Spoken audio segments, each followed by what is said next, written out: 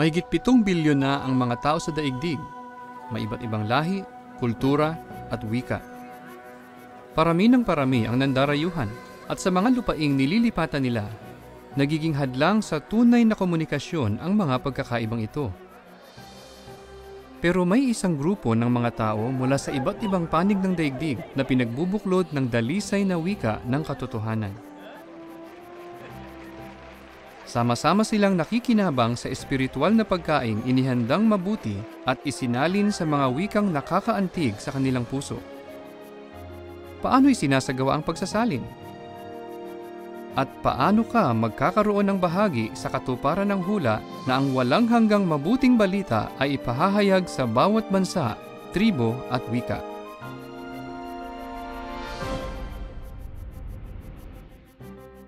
Mahigit 6,000 wika ang ginagamit sa ngayon. Bagaman ang ilan ay nakakaintindi ng ibang lingwahe, bakit mahalagang marinig nila ang mabuting balita sa sarili nilang wika? Kapag nag-aaral ka ng ibang wika, isip mo ang gumagana. Pero kung emosyon ang pag-uusapan, iba pa rin ang sarili mong wika, ang wikang kinalakhan mo.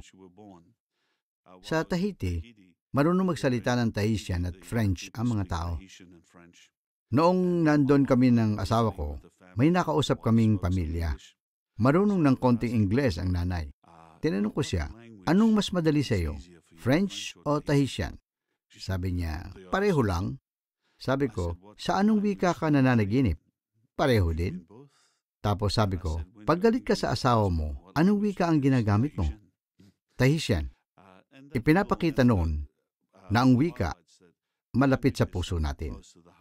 Kadalasan na kung ano yung wikang ginagamit natin kapag kumakain, kapag masaya tayo o galit, sa wikang yon magandang unang marinig ang katotohanan. Para mapaabutan ng mabuting balita ang lahat ng tao, kailangan ang tumpak na salin ng katotohanan sa Biblia. Saan isinasagawa ang pagsasalin? At paano? May libu-libong voluntaryong tagapagsalin sa iba't ibang panig ng daigdig. Karamihan ay nagtatrabaho sa mga tanggapang pansangay ng mga saksi ni Jehovah. Ang iba naman ay nasa mga opisina para sa pagsasalin sa lugar kung saan pangunahing sinasalita ang kanilang wika. Halimbawa, sa lungsod ng Mzuzu sa Hilagang Malawi, isang dating tahanan ng mga misyonero ang ginawang opisina ng 16 na tagapagsalin sa wikang Chitumbuka. Ang lokasyong ito ang pinakasentro ng teritoryo kung saan ginagamit ang wikang iyon ng mga 1,000,000 tao. Sinisimula ng mga tagapagsalin, kasama ng iba pang voluntaryo, ang kanilang araw sa pamamagitan ng pagtalakay sa isang teksto sa Biblia. Oras na para sa ating pang-umagang pagsamba. Kaya ipabasa natin ang teksto kay Brother Mion Niangka. Karaniwan na, magkakahiwalay muna silang nagtatrabaho. Ang unang hakbang, masusing paghahanda. Kapag naghahanda kami, binabasa namin ang buong artikulo, pati mga teksto, at kung may mahirap isalin, iisipan namin yun ang solusyon. Pagkatapos, sisimulan na ang aktwal na pagsasalin. May isang nagsasalin. Yung isang kasama niya, nagkukumpara sa Ingles. At yung isa pa, tinitingnan kung malinaw at natural yung salin sa tumbuka. Matrabaho at mahirap ang gawaing pagsasalin. May mga bagay na tinatalakay sa ilang artikulo na hindi pamilyar sa mga taga-Malawi. Kung minsan, may ginagamit ng mga ilustrasyon na hindi mauunawaan ng mga taga rito kasi wala pa silang nakikitang ganon. Kung basta na lang namin yon isasalin ng hindi iniisip ang mga mambabasa, malamang na hindi nila makuha ang punto. Pero inaalalayan kami ng organisasyon ni Jehovah. May mga pagsasanay kung paano uunawain ang Ingles at kung paano isasalin, hindi ang mga salita, kundi ang mensahe. Para kapag natanggap ng mga kapatid ang publikasyon, mauunawaan nila ito at mapapatibay sila. Masayang-masaya ang mga tagapagsaling ito kapag nakita na nilang nakaimprenta ang ginawa nila at kapag napahahalagahan ito ng mga tao sa teritoryo. Ang sarap sa pakiramdam kapag nangangaral kami gamit ang mga publikasyong isinalin namin. Kasi habang nagsasalin ka, Hindi mo alam kung maiintindihan yon ng mga tao. Makukuha kaya nila ang punto? Pero kapag nangaral ka na gamit ang mga publikasyong iyon, makikita mo sa reaksyon nila na malinaw ang salin. Ang grupo ng tagapagsalin para sa wikang Maya ay nasa Merida, sa Yucatan Peninsula, sa timog silangan ng Mexico. Sa lugar na ito, mahigit 700,000 ang nagsasalita ng Maya. Regular na ini-interview ng mga tagapagsalin ang mga kapatid na Maya para matiyak na tumpak at malinaw ang salin nila sa mahihirap na termino. Kailangan namin itong gawin. Kasi sa mga katutubong wika, gaya ng isinasalin namin, o sa mga sign language, walang mga referensya. Kakaunti lang ang makukuhang impormasyon. Walang mga diksyonaryo, encyclopedia, o dyaryo. At hindi rin naman mahahanap sa internet kung paano isasalin ang isang ideya o kung saan ginagamit ang isang termino. Kaya mahalagang mag-interview para matiyak ng tagapagsalin na tama ang salin niya. Nalalaman namin kung anong mga salita ang pamilyar sa mga tao at kung alin ang hindi nagaanong naiintindihan. Maganda ang resulta ng pagsasalin ng mga publikasyon. Halimbawa, may 116 na kongregasyong Maya sa Mexico noong 2005. Nang ilabas ng taong iyon ang brochure na hinihiling at aklat na mga kwento sa Biblia, nadagdagan ito ng 42 kongregasyon sa loob lang ng 8 buwan. Sa ngayon, binibigyan ng higit na pansin ng mga saksi ni Jehovah ang maliliit na wika. Halimbawa, sa Canada, may mga katutubong Amerikano na miyembro ng Blood Tribe na napapangaralan sa wikang Blackfoot. Isang kongregasyon sa timog ng Alberta ang may mga 50 mamamahayag na nangangaral sa mahigit 15,000 tao. Kinukubrihan nila ang napakalaking teritoryong ito gamit ang iilang publikasyon sa Blackfoot. Ang mga tagapagsalin ay nagtatrabaho sa tahanan ni Brother Bert Tolman, isa ring tagapagsalin at miyembro ng Blood Tribe. Nagsasalin sila ng karagdagang mga publikasyon na magagamit sa ministeryo. Ang pamagat ng tract ay You Can Trust the Creator. Isinulat talaga ito para sa mga katutubo. Pag binuksan mo yung tract, makikita mo ang larawan ni Chief Joseph. Makikilala siya agad ng mga tao. At yung larawan ng paraiso, lahat ng nandun, katutubo. Iniisip ng ilan na ito yung kalagayan ng mga katutubo noon. Pero lagi naming sinasabi, ito ang pangako sa atin ng may lalang sa hinaharap. Naaantig noon ang puso nila. Napakarami nilang natuklasang kasinungalingan ng sangkakristyanuhan at ng ibang relihiyon. Kaya unti-unti, nawalan sila ng tiwala sa mga relihiyon ng sangkakristyanuhan. Hindi sila basta-basta naniniwala sa ibang relihiyon. Dala na ang mga katutubo sa mga pangakong napapako. Pero sa tract na ito, nakikilala nila ang may lalang na hindi sumisira sa pangako. Lahat ng pangako niya nagkatotoo. Kaya makapagtitiwala rin sila sa mga pangako niya sa hinaharap.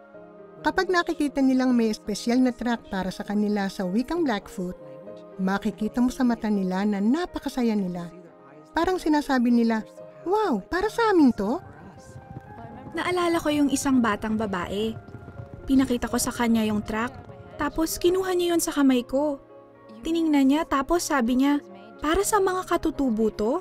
Para sa amin? Sabi ko, oo, para sa inyo talaga yan. Binuklat-buklat niya at hangang-hanga siya. Sabi siya ng sabi, wow!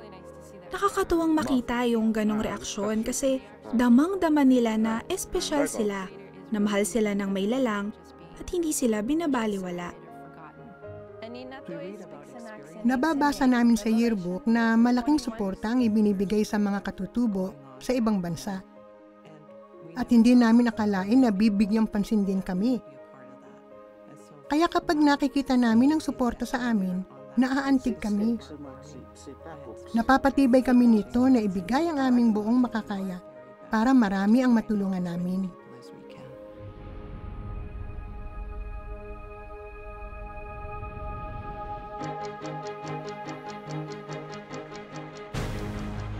Opisyal ang delivery na ito ng literatura sa tanggapang pansangay sa Kigali, Rwanda.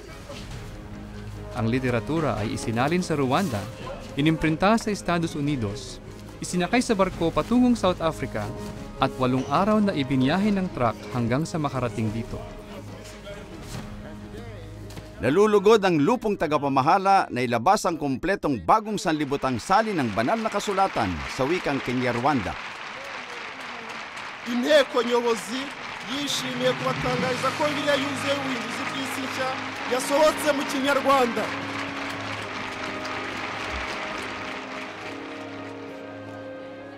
Napakasaya. Gusto kong sumayaw sa tuwa kaso may nagpapahayag pa. Ang saya talaga. Paano ko ba sasabihin? Kahapon, nang ilabas ang Bibliyang ito, napaluha ako. Sabi nga, ang inaasam na nagluluwat, nagpapasakit ng puso. Maraming taon ko na kasing hinihintay ito at nagpasakit yon sa puso ko. Pero ngayong dumating na ang Bibliyang ito, ang inaasam ko, nawala na ang sakit. Ngayon, mababasa na ang salita ng Diyos sa wikang nakaaabot sa kanilang puso. Nag-uumapaw ako sa saya. Tumingala ako sa langit at nagpasalamat sa ating Ama. Hindi ko maipaliwanag kung gaano ako kasaya. Ngayon ko lang to naramdaman. Habang nagpapahayag, nangingilid ang luha ko dahil meron na kaming Biblia sa Kinyarwanda. Hindi ako magsasawang magpasalamat kay Jehovah at magtiwala sa kanyang organisasyon dahil may katibayan ako na ito ay tunay at internasyonal. Naantig ang puso ko nang ilabas ang Bibliyang ito. Mangiyak-ngiyak ako sa tuwa. Hindi ko maipaliwanag ang naramdaman ko. Talagang nasurpresa ako. Malaking tulong sa ministeryo ang mga isinaling publikasyon na lahat ay libre at suportado ng voluntaryong donasyon. Napahalagahan ko talaga to. Makakatulong to sa ministeryo ko, pati sa personal na pag-aaral. Sabik na akong mabasa ito ng buo. Makakatulong ang Bibliyang ito sa personal na pag-aaral ko. At ganun din sa ministeryo. Kasi buo ang tiwala ko na kahit anong teksto ang basahin ko mula rito, tumpak ang pagkakasalin. Maligayang maligaya ako. Masarap tong basahin kasi madaling maintindihan. Yung gamit namin noon, malalim yung mga salita kaya mahirap intindihin kahit nasa sarili naming wika. Pero ngayong may Biblia ng mahusay ang pagkakasalin, mas may kakapit namin ang natututuhan namin at mas mapapalapit kami kay Jehovah. Karamihan sa mga taga-Rwanda, Kinyarwanda lang ang alam na wika. Kaya kapag nakakatanggap sila ng publikasyon sa wikang ito, lalo silang nagiging interesado sa mabuting balita.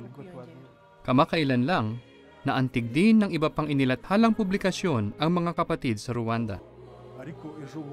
Nang ilabas ang bagong songbook, kinanta namin yung tungkol sa pagkabuhay muli. Nag-iyakan yung mga kapatid. Bakit? Kasi naintindihan nila yung kinakanta nila. Bakit hindi sila naiiyak kapag French ang kinakanta nila? Kasi kahit naiintindihan nila yung mga salita, hindi sila naaantig ng mensahe dahil ibang wika yon. Iba talaga kapag sarili mong wika. Nakakaabot yon sa puso. Nang magkaroon kami ng songbook sa Kinyarwanda, yun ang pinakamasayang araw sa Bethel. Ang saya-saya ng mga sister. Sabay-sabay silang kumakanta ng malakas. Dahil nasa opisina kaming mga tagapagsalin, hindi namin alam kung anong nangyayari. Sabi nila sa amin, "Salamat sa mga pagsisikap nyo ha." Na-touch talaga ako.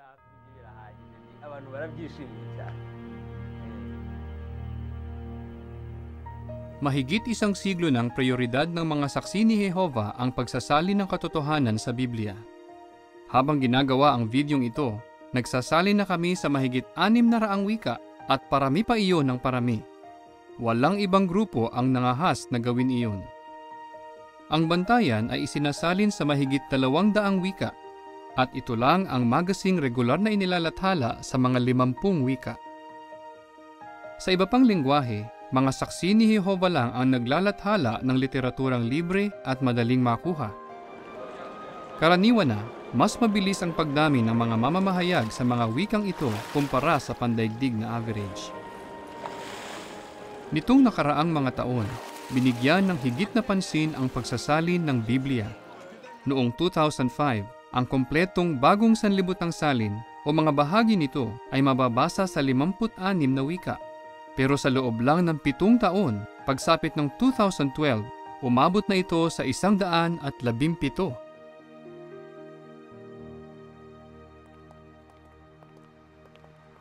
Paano kung may makausap tayo sa ministeryo na iba ang wika?